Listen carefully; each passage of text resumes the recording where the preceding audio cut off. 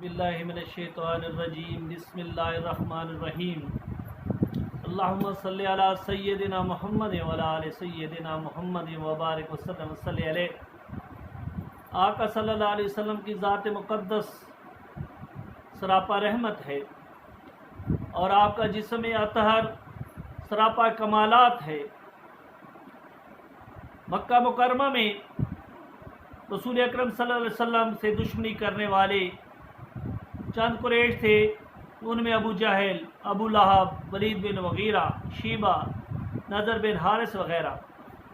نضر بن حارث تو کوئی بھی ہاتھ سے موقع جانے نہیں دیتا تھا، آپ کو تکلیف پہنچانے میں پیش رہتا تھا۔ ایک دن گرمی کا موسم تھا، دوپہر کے وقت سید عالم دوست صلی اللہ علیہ وآلہ وسلم رفع حاجت کے لیے بہر تشریف لے گئے۔ آپ اکثر بہت دور جایا کرتے تھے اور سرکار دو عالم صلی اللہ علیہ وسلم وادی حجون میں پردہ کی جگہ تشریف لے گئے۔ نضر بن حارث نے دیکھ لیا، وہ بھی آپ کے پیچھے پیچھے۔ موقع غنیمت جانا کہ آج ان کا کام تمام کر دوں گا اور ہمیشہ ہمیشہ کے لیے چھٹکارا حاصل کر لوں گا۔ وہ بات چھپ کر سرکار دو عالم صلی اللہ علیہ وسلم کے بہت قریب پہنچ گیا، لیکن یکدم مبعوث ہو کر وہ پیچھے کی طرف بھاگا، گھبرایا ہوا شہر میں داخل ہوا۔ اچانک ابو جہل نے دیکھا تو پوچھا کہ نظر کیا ہوا؟ گھبرایا ہوا بھاگا جا رہا ہے، بھاگا آ رہا ہے۔ یہ سن کر نضر بن حارث نے ابو جہل سے کہا کہ میں چھپ کر حضور پونور صلی اللہ علیہ وسلم کے پیچھے گیا تھا کہ ان کا کام تمام کر دوں، لیکن جب میں قریب پہنچا تو اچانک دیکھا کہ لمبے لمبے دانتوں والا شیر اس کی طرف آ رہا ہے اور اسے وہ کھا جائے گا۔ ابو جہل نے کہا، اس بدبخت نے کہا کہ یہ محمد صلی اللہ علیہ وسلم کا جادو ہے، جادو کا کرشمہ ہے۔ حالانکہ آقا صلی اللہ علیہ وسلم کی حفاظت کا وعدہ رب کریم نے خود فرمایا ہے، اور وہ ابو جہل بھی اس چیز کو کئی دفعہ آزما چکا تھا۔ ایک دفعہ میرے آقا صلی اللہ علیہ وآلہ وسلم، یہ سیدنا موسیٰ ابو موسیٰ راوی ہیں کہ نبی کریم صلی اللہ علیہ وسلم ابو طالب کے ساتھ شام کے سفر میں روانہ ہوئے۔ سفر میں اکابر قریش بھی شامل تھے۔ چلتے چلتے ایک پڑاؤ ہوا، قریب ہی بحیرہ رحب کا عبادت خانہ تھا۔ وہاں آتے جاتے تھے اور وہاں سامان اتارتے اور بیٹھ جاتے۔ اچانک بحیرہ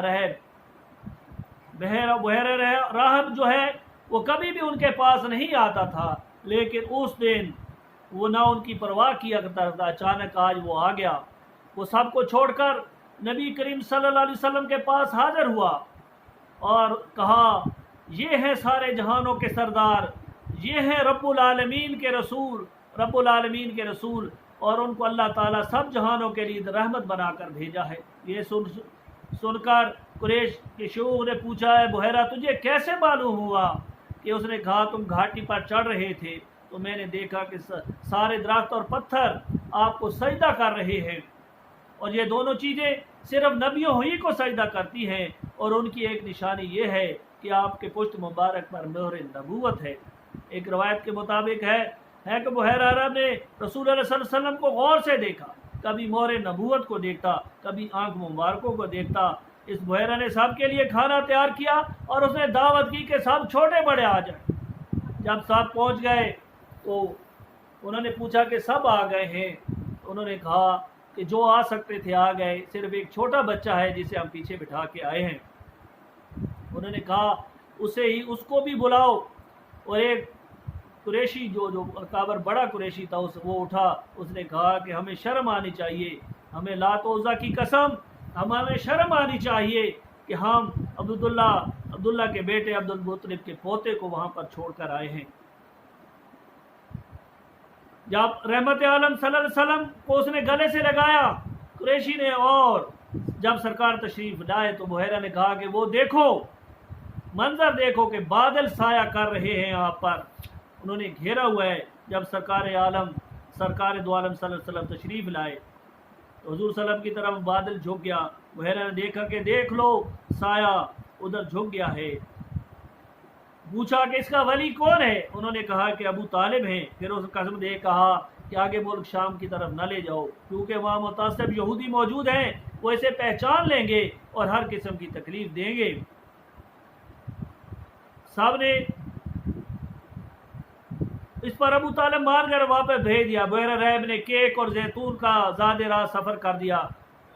खसाइसुल कुबरा में है, जब बुहैरा राहब कस्में दे रहा था, कह रहा था कि रूम में मुतअस्सिब यहूदी हैं, वो दुश्मन बहुत बड़े हुए हैं। इतने में बुहैरा ने पीछे छोड़ मुड़ कर देखा तो 9 यहूदी रूम से आए हुए थे। उन्होंने पूछा कि नबी का ज़हूर हो चुका है, वो आपके पास पहुंच चुके हैं।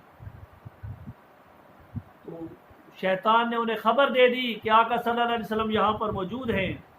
तो आका सल्लल्लाहु अलैहि वसल्लम ने उन्हें वापस भेज दिया और हज़रत अबू तालिब उन्हें वापस ले गए। और ये आका सल्लल्लाहु अलैहि वसल्लम जब भी जो कोई नबी होता है, और आका सल्लल्लाहु अलैहि वसल्लम पर तो बादल साया फरमाते थे और हर चीज़ आपके ताबे थी।